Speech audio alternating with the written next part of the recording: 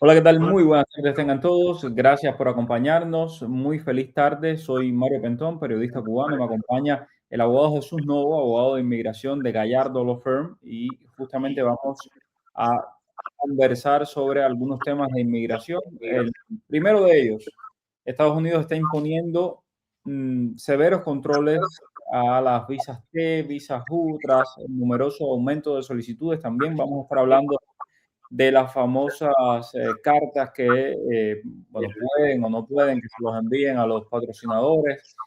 Vamos a estar hablando de todo esto, permisos de trabajo, vamos a estar hablando de las residencias, de de los trámites, cómo están, si están, todo el tema de la detención de los trámites, etcétera. Así que bienvenidos, buenas tardes. Por favor, como siempre les pido, compartan y con mucho gusto vamos a estar compartiendo y conversando aquí de esta parte. Abogado, ¿cómo está? Buenas tardes, Mario, ¿cómo estás? Muy bien, abogado, lo primero, esta información que salió publicada el día de ayer, Estados Unidos eh, impone serias restricciones a VAWA, visas T y U tras aumento de récord de solicitudes. Dice básicamente que ha habido un aumento imprevisto y significativo de visas T, visas U y también de autopeticiones VAWA mediante el formulario I-360. ¿A qué se refiere esto? Bueno, la visa, comencemos por la visa T. La visa T es para víctimas de tráfico humano. No tiene que ser necesariamente alguien a quien, o sea, lo trajeron y lo metieron, lo escondieron en una casa y estaban bajo el control de una persona. También cualquier persona que haya sido traído a trabajar a los Estados Unidos por una empresa y esa empresa le trata o lo controla de una forma en la cual le paga menos de lo que está establecido y todas estas cosas, estas personas son elegibles para una visa T, una visa de tráfico humano.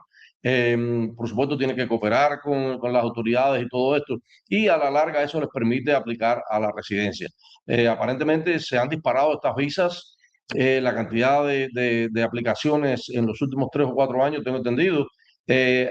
O sea, pero increíblemente, ¿no? Cuando las cosas pasan normal, pues es el curso normal de las aplicaciones, pero cuando se disparan al 1000%, por ejemplo, pues obviamente ya eso se convierte en una cosa preocupante y eso es lo que el gobierno está tratando de evitar.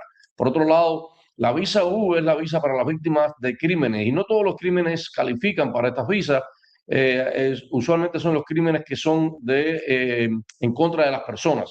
O sea, los crímenes que son en contra de la propiedad, por ejemplo, un robo, cosas así, esos crímenes usualmente no califican para la visa U.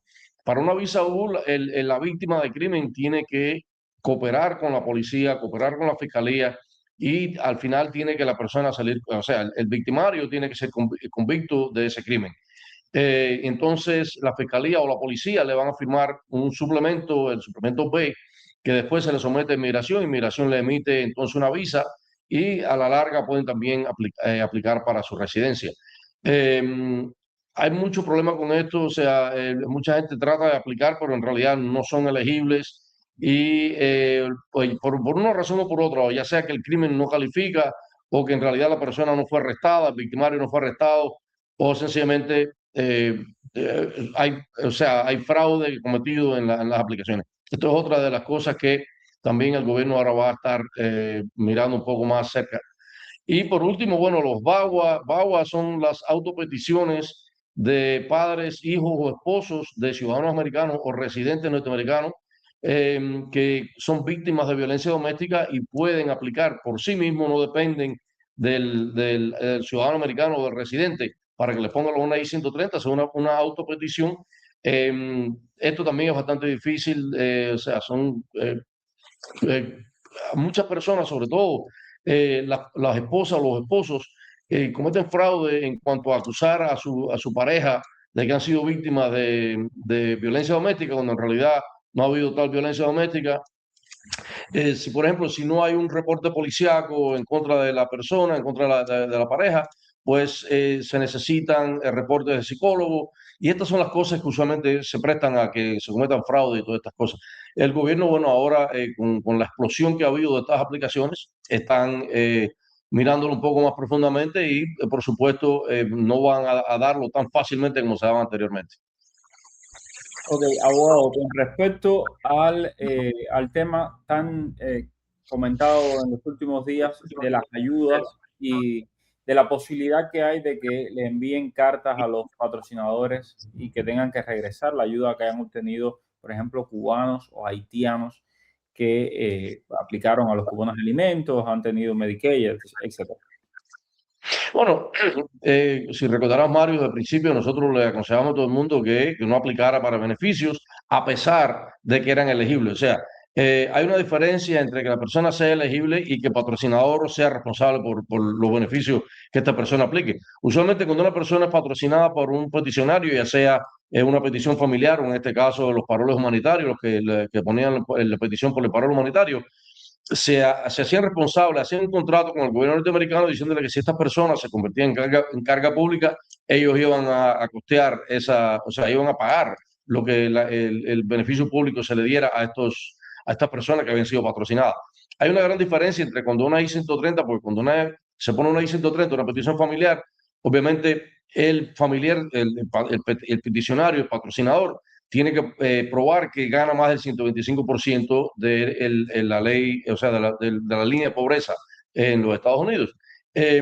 Y por 5 o por 10 años, dependiendo, porque si la persona no se hace ciudadano por 10 años, entonces se hace responsable por todo lo que esta persona haga. Estas personas usualmente, si van, digamos, al Departamento de Niños y de Familia, piden asistencia pública, se la van a negar porque no son elegibles.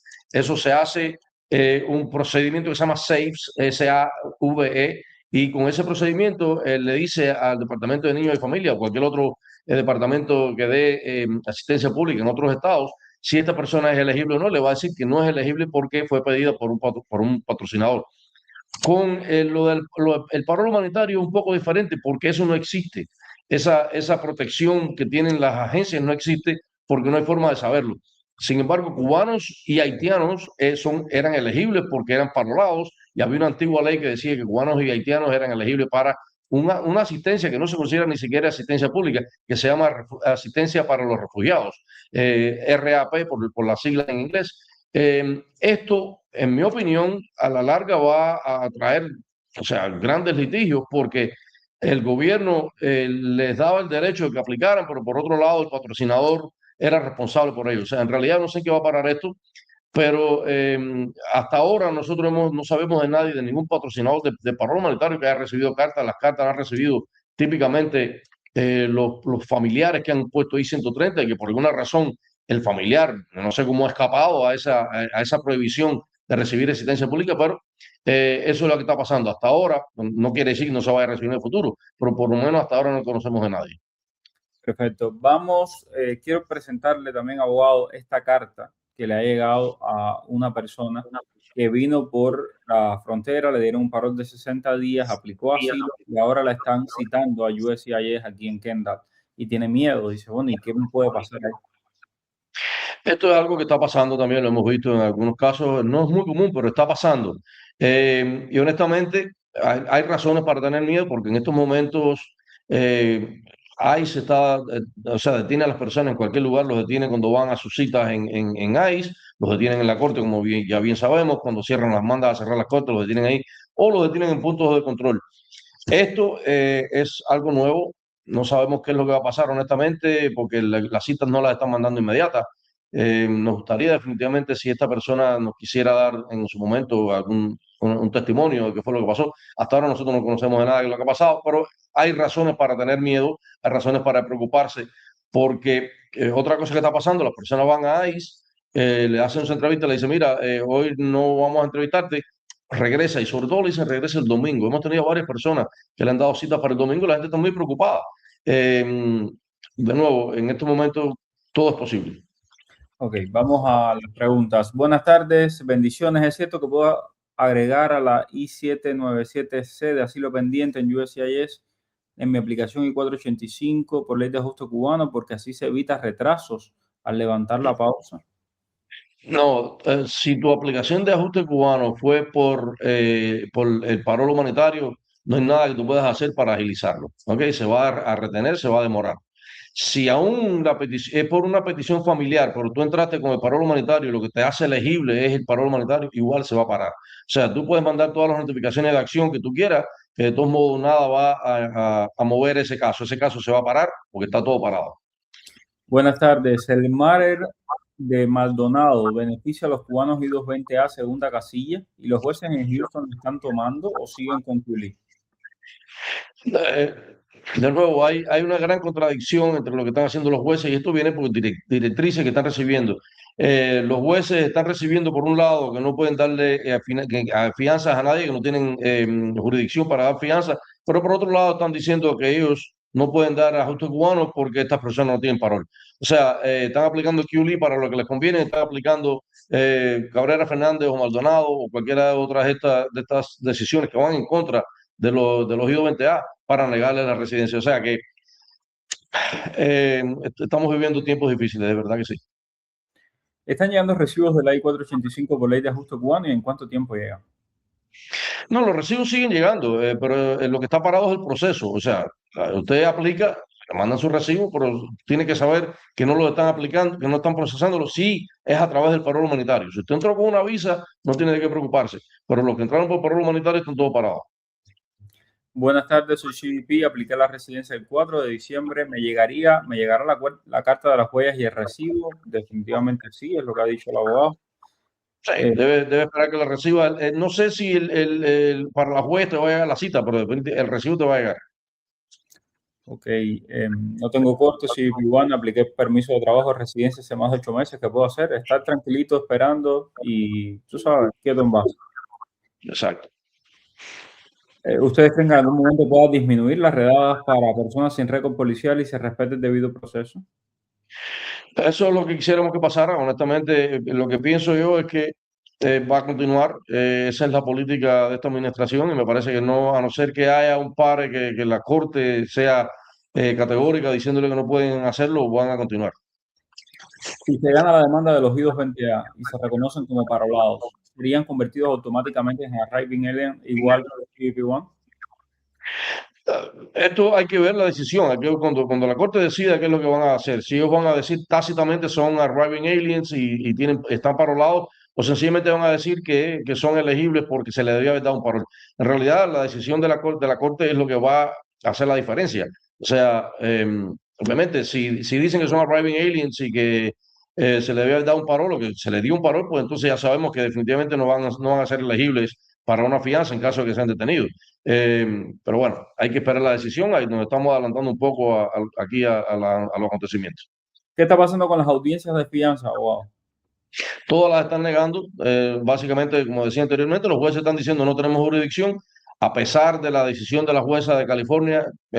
Siguen diciendo no, nosotros tenemos una directriz de que no tenemos jurisdicción y lo vamos a hacer. Es más, tengo un caso muy interesante. El primer caso del día, el juez otorgó la fianza y como 3 minutos más tarde llegó otro fiscal, no el que estaba en el caso, un fiscal que se entró al caso y le dijo al juez, eh, revise la directriz porque la directriz dice que usted no puede otorgar fianza porque no tiene jurisdicción.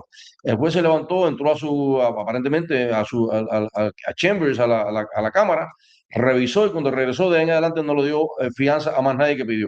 O sea, la dio diciendo con la razón, ¿no? El argumento que se hizo, que era mucho más, muy razonable, sin embargo, después aparentemente había algo que le estaban diciendo de los jueces de inmigración, del juez, el juez que manda, el chief judge de inmigración, y de ahí en adelante no dio ni una fianza más. Impresionante. CBP-1, corte cerrada, aplicación de ajuste, esperando residencia, permiso de trabajo. Me voy a casar con un ciudadano americano. ¿Puedo aplicar al estatus con él? ¿Qué requisitos llevo? Puedes aplicar de nuevo, pero recuerda que tu elegibilidad se va a basar en esa CBP, en esa entrada que tú hiciste, en el parol que te dieron cuando entraste, que todo esto es lo que está, todo básicamente ligado, todo está en lo mismo. Por lo tanto, no te va a ayudar mucho más, te ayudaría quizás en caso de que te detengan, si quieres, ¿sabes?, a hacer algún otro tipo de beneficio, pero en realidad, para aplicar ajuste de estatus, si ya aplicaste, en realidad no hay mucha, no hay mucha ventaja en que te vuelvas a poner una petición. ¿Existe alguna posibilidad de retomar los procesos de residencia por ley de ajuste para personas de paro humanitario? ¿ICE puede parar a las personas caminando en la calle y detenerlos? Eh, bueno, honestamente, las cosas que hemos visto hay, se supone que, por ejemplo, si no tienen lo que se llama causa probable de que tú eres un inmigrante ilegal, no te deben parar. Pero Eh, ¿Cuál es la cosa probable? No sé si están usando un perfil, una proyección del perfil tuyo, qué es lo que están haciendo, pero honestamente sí te pueden parar tranquilamente. Y si no tienes documentación que muestre que tú eres residente o que eres ciudadano, puedes terminar detenido. Un accidente automovilístico donde hubo un muerto y un sobreviviente y el victimario se dio a la fuga. ¿El sobreviviente califica para solicitar la visa U? Ok, todo depende de qué cargo se le van a poner a la persona, al chofer. Y por supuesto tienen que encontrarlo y tienen que procesarlo. Si no existe un caso, jamás lo encuentran, desafortunadamente no vas a aplicar para la visa U. Porque recuerda, que la visa U, el objetivo de la visa U no es porque, ok, nos da lástima que tú fuiste víctima de un crimen, te vamos a dar tu visa. El objetivo de la visa U es que tú no tengas miedo porque tú eres un inmigrante, que tú no tengas miedo de cooperar con la policía, que la policía ahora te vaya a entregar a las autoridades de inmigración. Ese es el objetivo. El objetivo es como darte un salvoconducto para que tú puedas cooperar y la persona que cometió el crimen sea traído a la justicia y sea condenado. Personas CBP detenidas que no tienen asilo y tienen ley de ajuste cubano, aún con withholding. ¿Qué deben hacer si ICE intenta deportarlos? ¿Cómo pueden acelerar la residencia si no tienen derecho a fianza y la tienen electrónica? ¿No? Básicamente no hay nada que puedas hacer. Desafortunadamente, esto es algo que estamos enfrentando diariamente y estamos tratando de hacer estrategias, buscar qué es lo que se puede hacer, pero no hay mucho. Si tú no tienes un asilo, lo que tienes es un withholding, sabes que te pueden enviar a un tercer país, esto está claro. Y de nuevo, esto las cortes lo han avalado, han dicho que sí, que se puede hacer. O sea que en realidad no hay mucho, no hay otros elementos que se pueden hacer en las cortes, poner otras demandas ni nada, porque ya eso se decidió. Y es algo que están haciendo todos los días. Se están deportando personas a México todos los días y a otros países de América Latina todos los días. A África Ujú. también, los delincuentes sobre todo son los que mandan para África, pero gente que comunes y corrientes con orden de deportación, incluso sin delito ni nada, van para América Latina, lo están haciendo todos los días. Y si entré por la frontera y me dieron un parol 212 de 5. Bueno, obviamente esto no tiene nada que ver con el paro humanitario de la época del presidente Biden, había un paro humanitario en la cual se ponía una petición. Una y 212 de 5 es el paro normal. Se supone que si te lo dieron es porque analizaron tu caso como se debe, caso por caso, y determinaron que tú eras elegible, o sea que no debes tener problema. ¿Hay alguna demanda o algo que se pueda hacer para el tema de las residencias paradas? Hay una demanda, sí, pero también hasta la demanda está parada, hay que esperar una decisión a ver qué es lo que pasa con eso. Ok.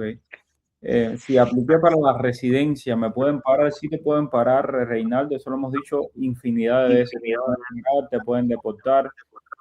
Sí, no tienes un estatus todavía. Exacto, aplicar a la residencia no es un estatus, no te da un beneficio, no tienes un alivio. Ok, seguimos por aquí.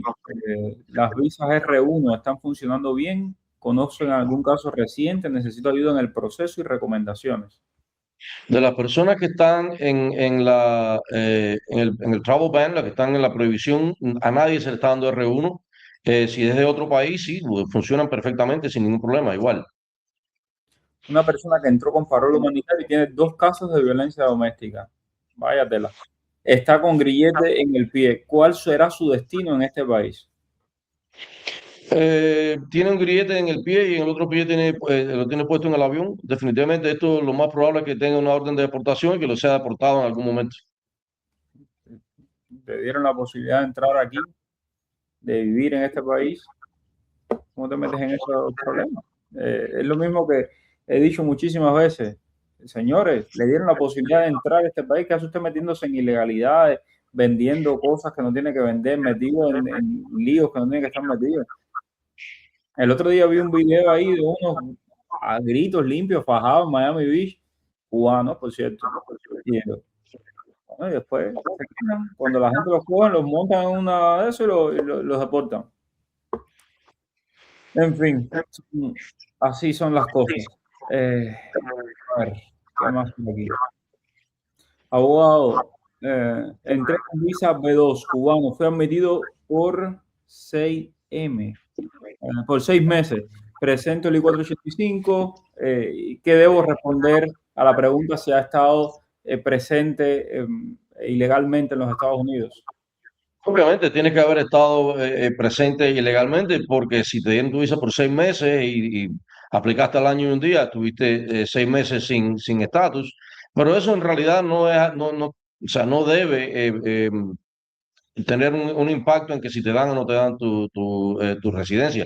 En realidad lo importante ahí es en qué momento decidiste quedarte. O sea, si venías con la idea de quedarte, obviamente como estabas cometiendo fraude con tu visa de no inmigrante, pero si cambiaste tu opinión después, pues no debe tener problema. Dice Teresa, vienen, se portan mal y después no quieren deportarse. Teresa, si te contara que la televisión cubana está aprovechando todos estos videitos y todas estas cosas para después pararse allí y decir lo terrible que están viviendo la gente aquí, que es una cosa y están desilusionados. Y yo le pregunto, esto, no quería tocar esto hoy, lo quiero tocar mañana, lo tengo guardadito ahí, porque todavía estoy esperando unas cositas que tengo para sacarle para mañana hacerlo completo como va. Pero la pregunta que le hago al periodista este, que ni me acuerdo el nombre ahora de él, ven acá, ¿dónde está la fila de la gente que quieren virar para Cuba? Pues yo no la veo. Digo, no, porque están desilusionados, terrible el sufrimiento que están viviendo. Yo no veo la cola de gente regresando para Cuba. Digo, yo no la veo. A lo mejor está, ¿no? Pero no la veo. Y por cierto, a ese periodista, acuérdate que el que antes hacía lo mismo que tú y se paraba ahí, como tú, a repetir como papagayo mentiras en contra de los Estados Unidos, hoy está aquí, cruzó la frontera. Junior Smith se llama el que está aquí, que era de lo peorcito. Y no se me olvide. Es posible que un IJ, que un juez diga que tenga jurisdicción sobre el ajuste de estatus de un arriving alien con el parol y proceda en este caso en la corte, o es imposible.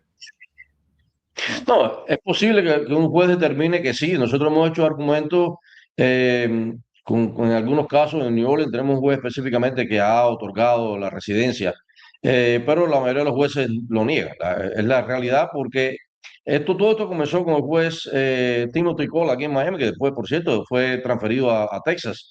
Y lo que fue lo que produjo el caso de la apelación de Cabrera Fernández y que a la larga el BIA dijo que no, que eso había sido un error y ha terminado, como ustedes saben, en el seno circuito que ahora está pendiente de una decisión.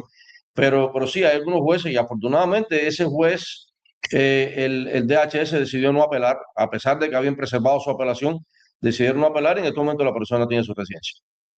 Pues qué bueno. Se nos acabó el tiempo, mañana seguimos por aquí. Abogado, muchísimas gracias. Un placer, Mario. Muchas felicidades. Igualmente, hasta mañana.